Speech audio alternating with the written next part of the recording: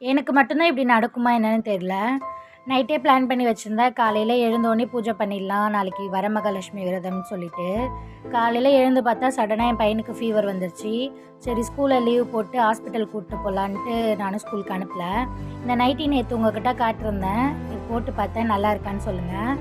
அப்புறம் சரின்ட்டு பூஜை பண்ணலான்னு போயிட்டேன். பூஜைலாம் பண்ணி முடிச்சுட்டு ஹஸ்பண்டும் வந்துட்டாரு வேலைக்கு போயிட்டு. அவரை கூட்டிட்டு ஹாஸ்பிட்டலுக்கு போயிட்டோம் நாங்க. அப்புறம் என் பெரிய பையனும் வரேன்னு சொல்லியிருந்தான். சரி வாடா போகலான்னு சொல்லிட்டு போனோம். என் பையனும் ஃபீவரில் இருக்கிறான். ஆனால் பிக்னிக்கு போகிற மாதிரி ஜாலியாக சிரிச்சிட்டு வராரு. அப்புறம் நாங்களும் போய் கொஞ்ச நேரம் உக்காந்தோம். அதுக்கப்புறம் உள்ளே கூப்பிட்டாங்க. சரின்னு போய் டாக்டரை பார்த்துட்டு ஒரு ஊசி போடுறதுக்கு ஒரே அழ என் பையன். அப்புறம் ஊசி போட்டு முடிச்சோடனே வந்து டாக்டரை போட்டு திட்டிகிட்டு இருக்கான். அப்புறம் எங்களுக்கும் ஒரு சிரிப்பாக இருந்துச்சு. பார்த்துட்டு அப்புறம் நாங்களும் டேப்லெட்லாம் வாங்கிட்டு வீட்டுக்கு கிளம்பிட்டோம்.